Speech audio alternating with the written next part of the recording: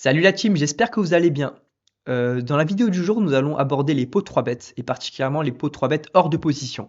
C'est vrai que c'est une vidéo qui me tient à cœur puisque les pots 3 bêtes sont une partie importante au poker, sont une partie importante du jeu, puisqu'en fait les pots sont gros et chaque erreur peut vous coûter beaucoup d'argent. Et du coup, il y a un réel edge à avoir dans ces spots. Vous pouvez avoir un gros avantage sur l'adversaire si jamais vous avez plus travaillé que lui. Et du coup, de ce fait, c'est très important de pouvoir maîtriser ces situations. Et en fait, le jeu en pot 3 bêtes hors de position est très difficile. Et c'est là où on retrouve beaucoup d'erreurs chez le field. C'est des spots qui sont pas forcément très travaillés et pourtant très importants.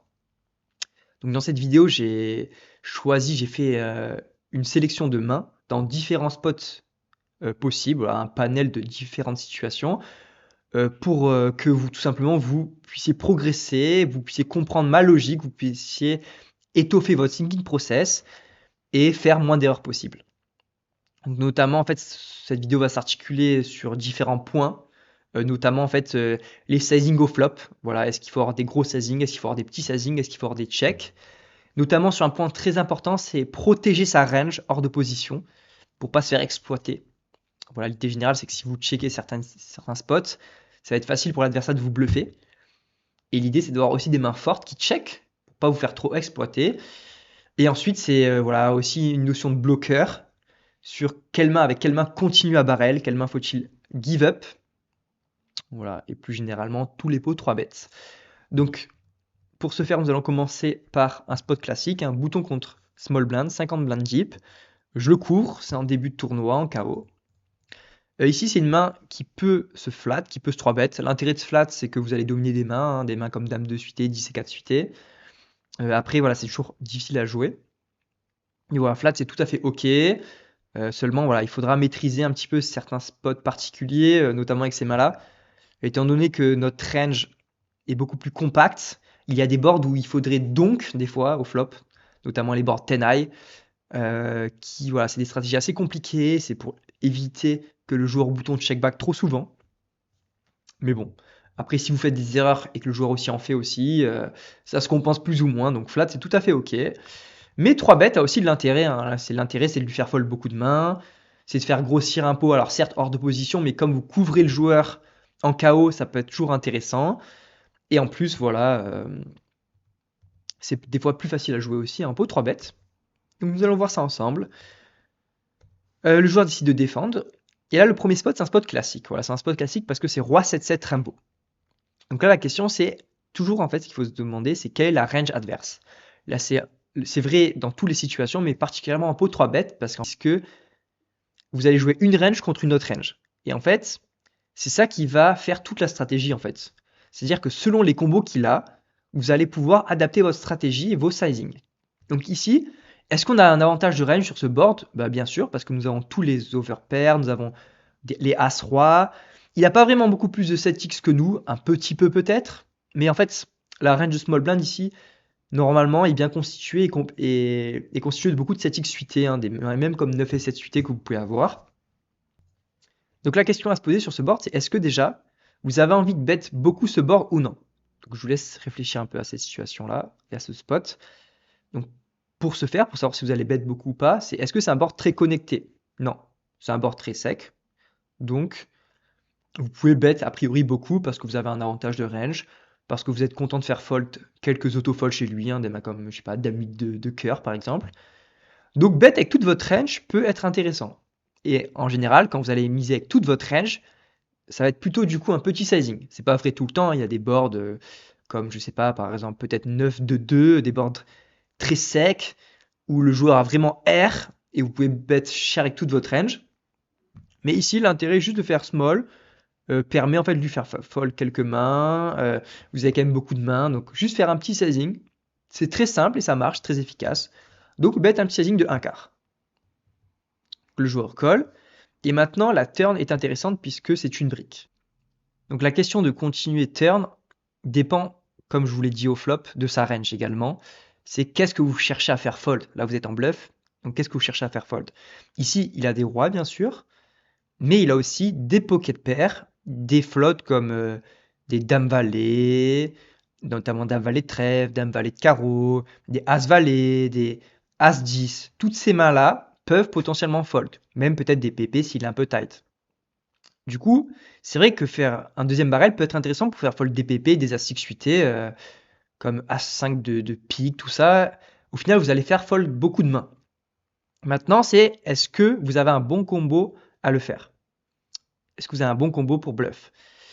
Déjà, un point très important, et je ne l'ai pas là, c'est une question de bloqueur. C'est une question de bloqueur, notamment bloquer les flottes. Qu'est-ce que ça veut dire? C'est-à-dire que là, c'est vrai que je préfère continuer avec un cœur, parce qu'en fait, lui, il va avoir des flottes à trèfle, à pique, à carreau. Et du coup, quand vous avez des cœurs en main, vous ne bloquez pas les flottes adverses. Et du coup, vous allez faire fold toutes ces mains-là turn. Notamment ici, imaginez, vous avez le 10 de cœur ou la dame de cœur. Et ben du coup, lui, il pourra avoir maintenant des mains comme dame valet de pique ou valet 10 de pique ou valet 10 de carreau par exemple. Parce que des mains a priori comme dame valet de cœur ou valet 10 de cœur vont pas call au flop. Et du coup, c'est vrai que ne pas bloquer les flottes est important pour continuer. Maintenant, évidemment, il n'y a pas que ça, hein. C'est juste une idée générale qui peut vous servir dans certaines situations. Mais c'est vrai que là, c'est quand même un combo intéressant à deux barrels. Pourquoi? Parce qu'en fait, vous bloquez aussi les meilleures mains adverses. Vous bloquez les rois dames offsuit, vous bloquez des rois 10, qui sont plutôt pas mal, hein. Et du coup, ça permet en fait, voilà, de bloquer les meilleures mains et dans le même temps faire fold des mains meilleures comme des as valet, des paires de 5, toutes ces mains-là. Donc je pense que c'est quand même une main intéressante à deux barrels, même si c'est vrai que je préférais quand même avoir un cœur. Là, l'idée, je pense que quand vous faites un deuxième sizing, là, vous allez avoir un bon risk reward et c'est cool tout simplement. Donc là, maintenant, quel est le sizing? Ici, faire 2 tiers, ça n'a pas trop de sens au vu des stack size. Comme vous voyez, il a 40 blinds, exactement 40 blinds. C'est vrai que si vous commencez à faire 18 blindes, 17 blindes, 19 blindes, c'est presque un peu trop, quoi. Euh, Faire un sizing d'un tiers, why not, en soi.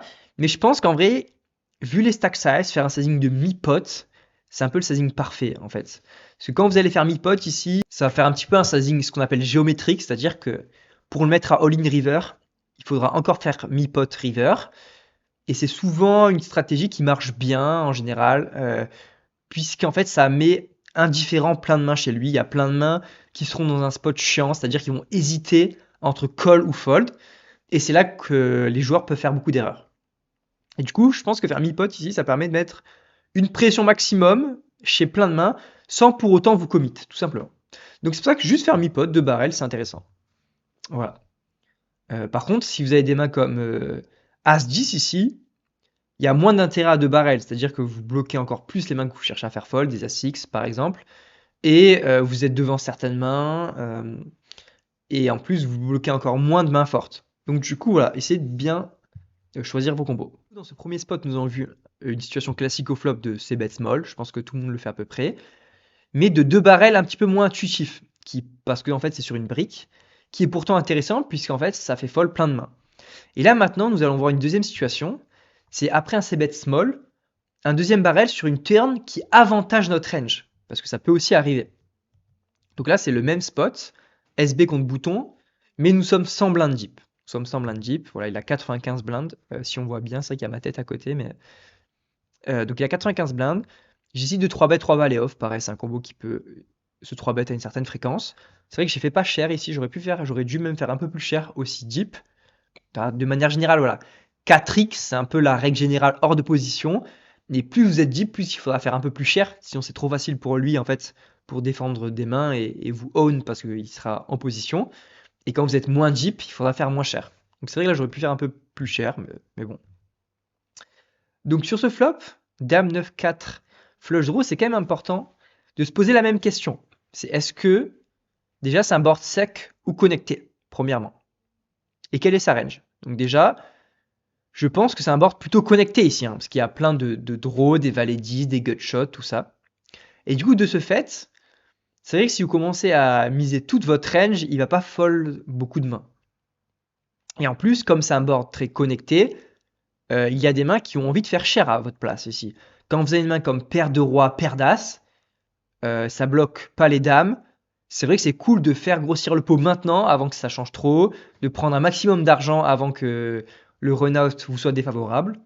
Et du coup, vous avez envie de faire avec vos meilleures mains un gros sizing. Et quand il y a des gros sizing, il y a souvent aussi des checks, parce que c'est difficile de bet cher avec toute votre range. Même si, comme j'ai dit tout à l'heure, ça existe, il y a quand même des spots où vous pouvez bet cher avec toute votre range. De manière générale, l'idée c'est de simplifier le jeu.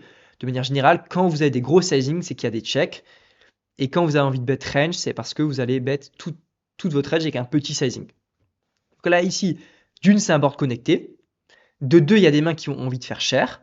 Et de ce fait, vous allez avoir une stratégie avec des bets chers, des bets small et des checks. Donc voilà.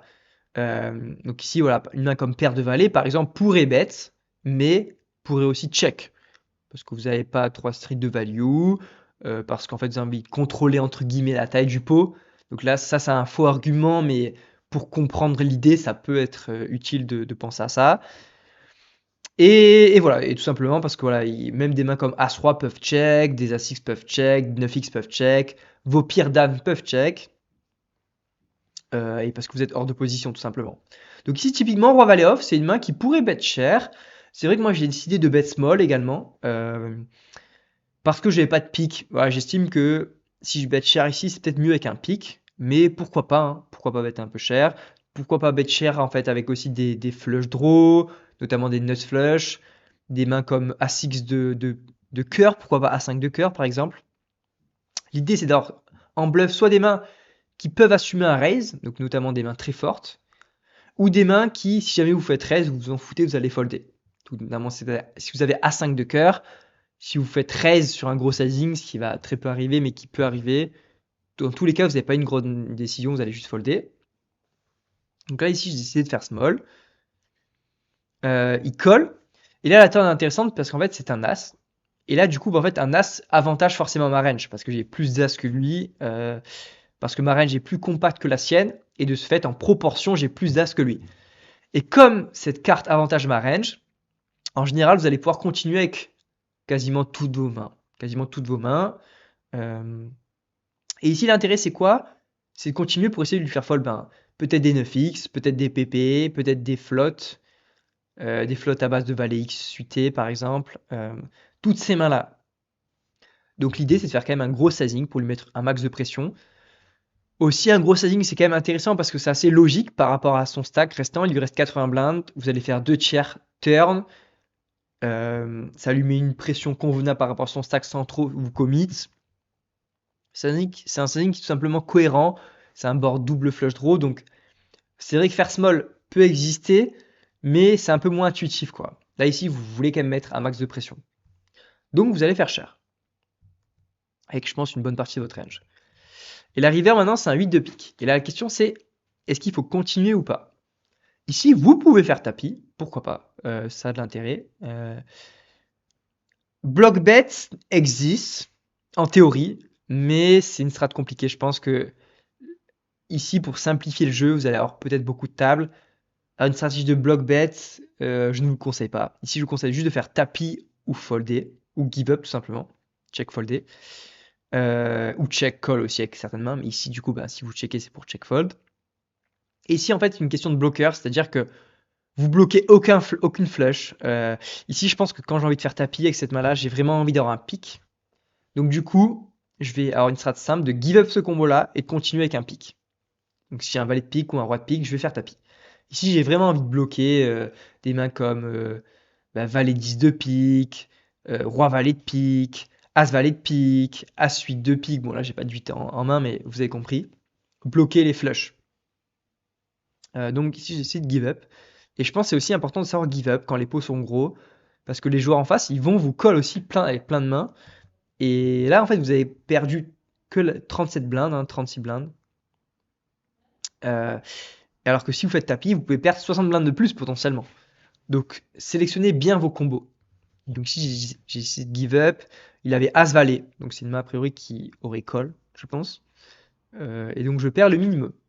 Maintenant, un spot qui est très intéressant, donc ça va toujours rester small blind contre bouton pour l'instant, mais c'est l'aspect de protection de range. Parce qu'en fait, c'est un truc qui arrive très souvent en pot 3 bêtes, c'est que les joueurs, une fois qu'ils ont ces bêtes, ils check turn et ils sont trop capés en fait. Ils auront très peu de mains fortes. Et du coup, c'est très facile pour un joueur assez compétent de float au flop et de bluff turn et river, parce que ça va être difficile pour vous de check call turn, check call river. Donc là, je vais montrer un exemple typique qui peut arriver, qui peut être une idée un petit peu pour un peu ajuster votre stratégie. Donc ici, c'est 50 blindes jeep, voilà, 46, bon, on va dire 50 blindes. Bouton, on décide de min-raise, je 3 bêtes. Roi, dame suité en value, en small blinds. Le flop, c'est 7, 5, 3, flush draw. Donc ici, ça peut être une idée de check une partie de notre range. Maintenant, parce qu'en fait, il a tous les brelans que nous, on n'a pas forcément. Voilà, il a des 7x. Voilà, c'est quand même un board assez connecté. Du coup, de ce fait, nous avons envie d'avoir quand même des sizing chers. Donc ici serait peut-être mi-pot, par exemple, le sizing cher. As deep, notamment avec paire de 8, paire de 9, hein, c'est les premières mains qui veulent faire cher. As 7 suité, pourquoi pas aussi. Et des bluffs comme, j'en sais rien, moi, 9 et 8 suités, pourquoi pas des As 4 suités, des 6x. Roi 6 suité, bon, qui pourrait faire cher de temps en temps. Mais c'est vrai que ici, si le joueur contre un petit sizing ne check raise pas assez, ce qui va arriver assez souvent, les check raise IP en pot 3 bêtes sont assez rares. Juste ne pas se prendre la tête et bet toute notre range peut avoir de l'intérêt. Ici, ça peut avoir de l'intérêt, bet toute notre range, quitte à avoir aussi des gros sizing, comme une partie de notre range bet mi-pot, une autre partie bet small. Moi, en tout cas, c'est une stratégie pour simplifier que je vais avoir dans ce spot en particulier. Maintenant, le problème, c'est que du coup, si vous commencez à miser toute votre range, il va falloir aussi vous adapter turn en fait, parce que sinon vous allez avoir trop de combos qui bet au flop. Et en fait, quand vous allez checker turn, comme je l'ai dit, ça va être facile d'avoir tous les R en fait qui give up. Donc ici, typiquement, je décide de ces bet small, un quart. Je décide de call. Et là, maintenant, vous avez une nut quasiment, turn. Et c'est assez intéressant puisque ici, bon, le 3 au final est un peu anecdotique puisque ni lui ni vous avez beaucoup de 3. Mais la flush rentre. Et la flush rentre, c'est important parce qu'en fait, quand la flush rentre, de manière générale, il faudra vous méfier. Puisque le joueur en face a quand même pas mal de flush ici. En pot 3 bêtes, le joueur va quand même beaucoup défendre des combos suités. À part des mains comme As Valet off, As Dame off ou Roi Dame off. Mais bon, on en bloque pas mal au final. Hein. Des Rois Dame off avec un pic par exemple. Ou As Dame off avec un pic. Bon, il y aura encore des As Valet off avec un pic. Mais dans l'idée, il va défendre beaucoup de mains suitées. Et quand il colle au flop, du coup, il y a des mains à backdoor carreau, mais aussi pas mal de flush. Et du coup, en fait, sur cette turn, il y a plein de mains qui veulent check. Qui veulent check parce que vous n'avez plus 3 streets de value et vous voulez pas vous empaler uniquement contre les flush et quelques fulls. Donc ça peut être intéressant aussi de checker des mains fortes. Alors ici, c'est pas forcément la meilleure main à check, je pense, pour balancer sa range. Déjà, je pense que des paires d'as sont mieux, puisqu'en fait, vous allez bloquer les mains showdown value chez lui, donc des as-6 qui peuvent éventuellement ne pas bluff et showdown. Mais pour autant, la question c'est est-ce que vous avez beaucoup de value sur ce board contre le field? Je pense qu'il y a plein de mains qui vont pas être capables chez lui de call 3 streets. Il va beaucoup fold river ou turn. Et du coup, par contre, je pense qu'il peut beaucoup flop ce board. Hein, c'est facile au flop. Sur un sizing d'un quart flop, 2 flot, pas mal. Et au final, de se retrouver à se dire, en fait, si vous checkez, pourquoi pas bluff? Et en fait, ça peut être intéressant de checker pour l'induce à bluff. Donc, c'est ce que j'ai décidé de faire. Donc, je décide de check call. Et je check call. Et voilà, et le joueur a bluff, typiquement une main, why not, hein, de bluff ça. Mais en fait, c'est l'idée vraiment de ce spot, c'est de retenir ça. C'est pas vraiment le spot en particulier, c'est juste penser à renforcer votre range de check turn en fait. Et de pas qu'avoir des mains comme Roi Dame off avec un pic, qui vont check call turn, check fold river, As Valet off avec un pic, qui vont check call turn, check fold river, ou même des mains comme, j'en sais rien moi, Roi Dame de trèfle, qui vont juste check fold turn. Si en fait vous allez trop check fold, et vous allez vous faire exploiter typiquement par ce genre de main.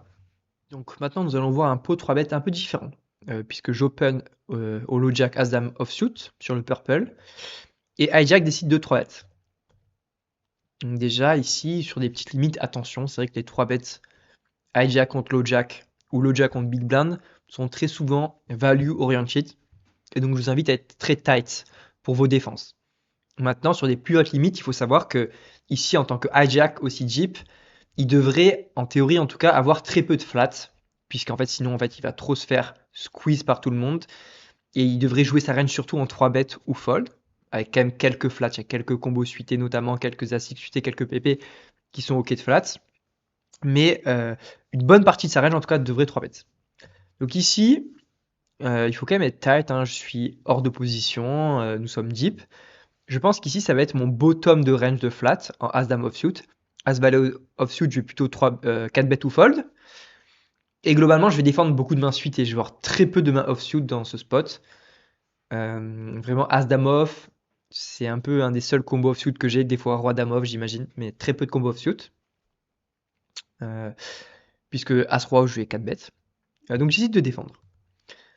Et là, c'est un peu une notion de bloqueur, donc qui est peut-être un peu évident dans ce spot, mais il faut toujours y penser, quoi. Donc ici, ce qui est très important, c'est que sur ce flop, sur 19-8 flush draw, j'ai l'as de trèfle tout simplement. Donc je bloque les nuts, ce qui est très important. Et moi-même, j'ai très peu de combos offsuit. Donc j'ai très souvent beaucoup de flush ou air, de dame valet suité. En fait, c'est un très bon board pour ma range, hein. J'ai tous les brelans, brelan 8, brelan 9, brelan 10, alors que lui, pas forcément, hein. Il y en a beaucoup qui vont flat, ça fait partie des quelques combos qui sont plus intéressants à flat chez lui, même paire de 10. J'ai les double PR, j'ai vraiment les dames valet suité. C'est vraiment un très bon board, hein, finalement pour ma range. Et j'ai pas mal de flush. Donc il devrait check pas mal en fait. Et comme c'est un bon reg, voilà, il a des checks, il va check. Donc ici je m'attends à ce qu'il check quand même des overpairs, je m'attends à ce qu'il check des paires, qu'il check beaucoup de mains, qu'il check aussi des mains très fortes pour protéger sa range. Mais en l'occurrence, si As-Dame off bloque les dames valet et bloque la nuts flush, qui est très important. Donc il check. Le turn est un 9, qui est pas si mal pour moi, parce que j'ai aussi des 9x. Hein. Et en fait, là, c'est très important de commencer à bluff, très cher. Ici, il faut pas essayer de showdown votre main. Il va y avoir plein de mains qui vont check meilleur que vous. Vous avez plein de mains en value qui ont envie de faire cher ici. Des mains comme As-9, des foules, des mains comme Dame Valet, des flushs, plein de Roi X de trèfle, plein d'As X de trèfle.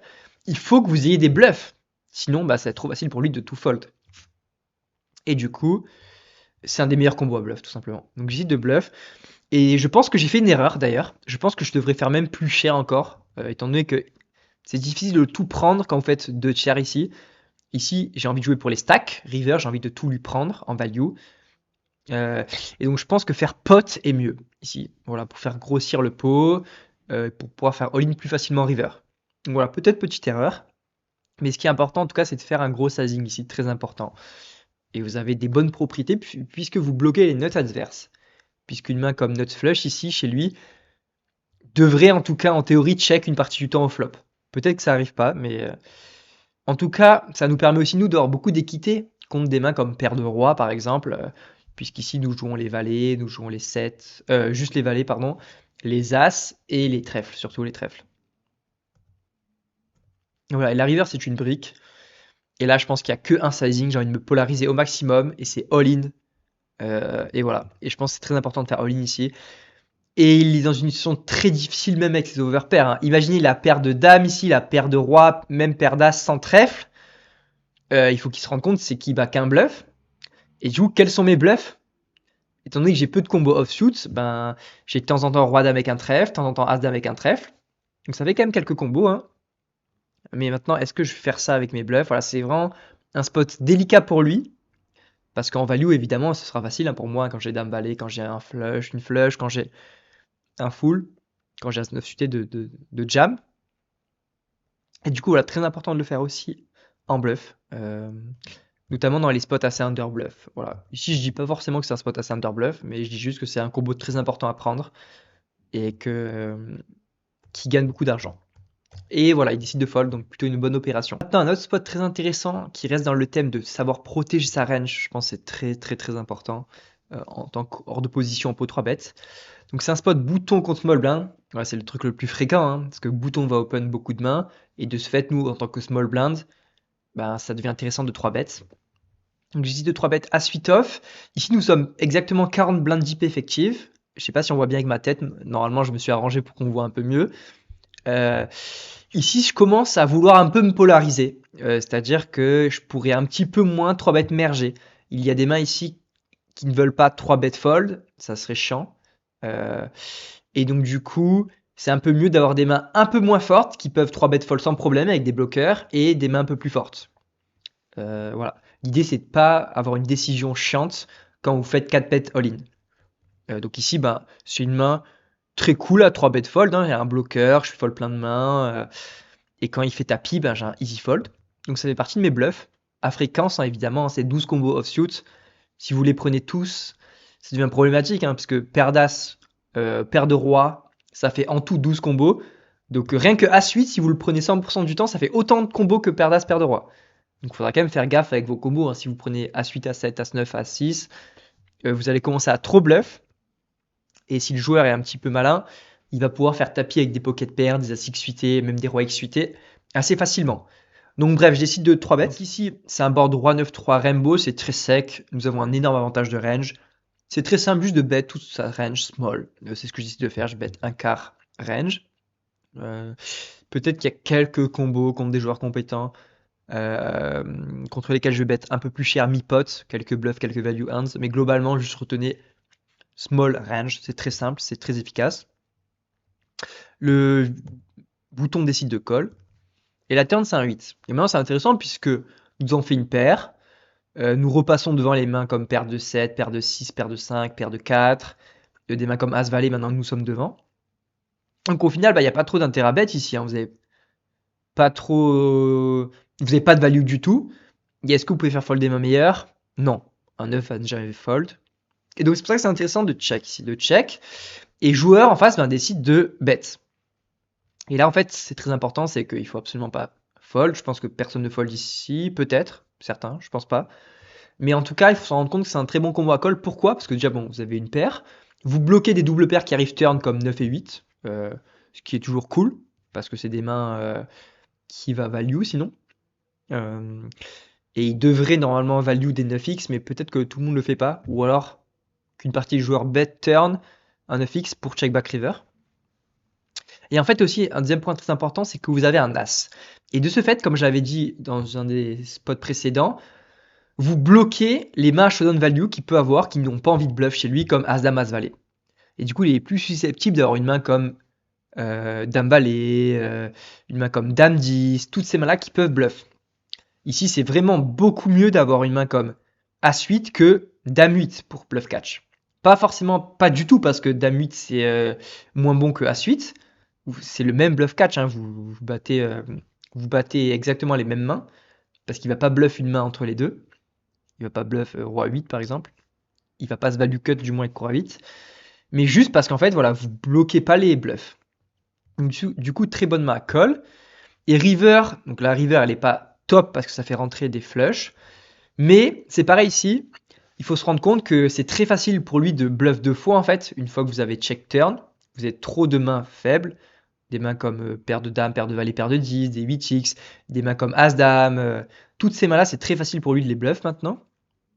Il a plein de bluffs potentiels, hein, plein de flottes potentielles, des dames 10, dames valet, pourquoi pas des 6 et 7, un peu plus dur, mais pourquoi pas. Et en fait, vous bloquez aucun bluff. Donc c'est très important de, je pense, call cette main-là. Et il y a aussi une raison importante, c'est la cote que vous avez. Donc ici, si on oublie le KO, on a besoin d'avoir raison qu'une fois sur 4. Alors pourquoi? Donc il y a deux calculs à faire. Si vous voulez le calcul classique, je le fais rapidement. Vous pouvez sauter 2 minutes pour ceux qui savent faire ce calcul. Mais il y a 60 au milieu, 20 divisé par 80, ça fait 0,25, soit une chance sur 4. Donc vous avez besoin d'avoir raison au moins une fois sur 4 pour que ce soit profitable. Donc si vous avez, ça veut dire que si vous gagnez le coup une fois sur 4 ou plus, il faut call. Et sinon, il faut fold. Donc il faut estimer ça en comptant un peu les combos. Mais ça peut aller très vite ici, hein. Dame valet off, c'est 12 combos. Dame 10 off, c'est 12 combos potentiels. Si de call dame 10 off préflop. Enfin, il y a plein de combos potentiels. Et ce qui est très, très important aussi de comprendre, c'est qu'ici, il devrait en théorie value des 9x, chose qu'il ne fera, je pense pas. Il devrait value des mains comme Roi 5 suité, peut-être que les joueurs le font pas tout le temps. Et du coup, de ce fait, en fait, sa range de value est beaucoup plus fine, il a beaucoup moins de combos, alors que les bluffs, c'est très facile à bluff. Donc je pense que c'est très important de call. Et d'ailleurs, j'ai une autre technique pour calculer la cote plus facilement. Donc là, je vous ai donné la technique classique. Mais moi, je vois ça aussi juste que je dois rajouter 20 dans 60. Et 20 dans 60, c'est quoi? C'est une chance sur 3. et je rajoute 1 au dénominateur, voilà, si vous vous souvenez un peu des cours de maths, bah, ça fait 3 plus 1, 4, et donc vous avez besoin de 25% d'équité. Voilà. Donc ça marche tout le temps, hein, c'est que, genre si vous devez être 30 dans 60, bah c'est quoi 30 dans 60? C'est une chance sur 2, vous rajoutez 1 au dénominateur, ça fait une chance sur 3, vous avez besoin d'au moins 33% d'équité. Ça revient au même, hein, c'est le même calcul, mais pour moi je trouve ça plus facile, donc peut-être pour vous ce sera plus facile aussi. Et voilà, il y a aussi l'idée de KO évidemment. Ici, là, sur un 50 euros, c'est presque deux presque deux bounty. Donc il faut ajouter quasiment 10 000 jetons en plus. C'est pas mal, hein, 10 000 jetons en plus, c'est déjà 4 blindes, c'est toujours ça. Donc vous avez une cote encore meilleure. Donc c'est pour ces raisons-là que j'ai décidé de call. Et pourquoi j'ai choisi cette main-là? Parce que évidemment, ben, au poker, vous gagnez pas tous les coups. Des fois, vous allez avoir tort. Et c'est pas pour autant que votre call est mauvais. Donc si on regarde ça un peu sur un solver, voilà, peu importe le solver, mais j'ai rentré le spot, bah, vous voyez que en théorie contre un all-in, à suite off, bah, ça gagne énormément d'argent, faut jamais fold cette main là, donc encore plus en KO, levé est assez élevé. Alors qu'une main comme paire de 7, bah, au final, même avec un trèfle qui bloque des flushs, ben, ce levé est un peu moins élevé. Alors pas parce que c'est un 7 et un 8, mais c'est juste une question de bloqueur. Ben, avec un 7, vous bloquez quelques bluffs. Et avec A8, déjà, vous bloquez des mains comme 9 et 8 suités. Et en plus, avec l'As, vous bloquez les mains showdown et vous unbloquez tous les bluffs potentiels qui sont, je vais vous montrer un petit peu, qui peuvent être ben voilà, Dame Valet off, notamment Dame Valet avec un trèfle, qui peuvent être Dame 10 off s'il décide de flat, Dame 10 off préflop, pardon. Voilà, des random mains comme As de pique aussi, qui pourraient, hein, qui flottent au flop et qui pourraient se dire turn. Bon, maintenant, il gagne jamais turn et il décide de bluff. Voilà, toutes ces mains-là. Et en plus, ce qui est très important, c'est regarder avec quelle main il value. Vous voyez qu'il value As 9, il value le solver, il value Roi 9, Dame 9, Valet 9, il value, 10 et 9, il value. Donc le solver, il s'évalue très sin. Tous les rois, il n'y a aucune hésitation. Alors que si un joueur ben, ne value pas les 9x, ben, comme je l'ai dit, sa range est encore plus fine de value, et donc ça devient encore plus cool de call. Et d'ailleurs, j'en profite pour dire que voilà, je parlais des paires d'as en fait dans un autre spot qui sont intéressants à. C'est le spot avec Roi Dame suité qui sont intéressants à check turn. Et vous allez voir que je pense que ça va être le cas. Turn pour balancer notre range, c'est il y a évidemment paire de roi qui bloque tout le board, mais paire d'as peut être très intéressant à check turn en tant que SB parce qu'en fait vous bloquez encore une fois les flots à 6 qui vont check back et vous pouvez le laisser bluffer tout simplement parce que quand vous checkez là, et ben bouton tout simplement ici des mains comme As Valet, As 10 hein, forcément il va check, il va essayer de showdown, il va pas bluff alors qu'une main comme une Dame X va bluff. Et voilà, malheureusement, c'est la fin de la vidéo. Je vous avais prévu plein d'autres spots, notamment sur des boards monocolores, notamment en BVB, mais voilà, ça va être trop long pour vous. Sinon, une demi-heure, c'est bien. Et je vous laisse sur un petit exercice. Voilà, un petit travail à faire à la maison, le petit DM des vacances.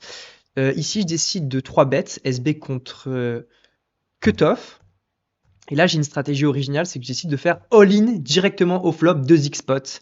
Et ça existe en théorie, notamment sur ce genre de board, notamment sur des boards valet 10x flush draw, jusqu'à 2 voire 2,5 fois le pot.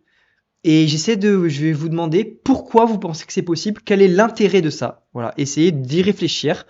Et pour les plus curieux, vous pourrez me contacter en privé et je vous l'expliquerai. Voilà. Sur ce, j'espère que vous avez kiffé cette vidéo. Encore une fois, l'idée c'est pas connaître les spots par cœur, c'est de comprendre le raisonnement, comprendre certains tips pour pouvoir le réappliquer in-game. Et sur ce, je vous souhaite une bonne soirée ou une bonne journée à tous. À la prochaine. Ciao.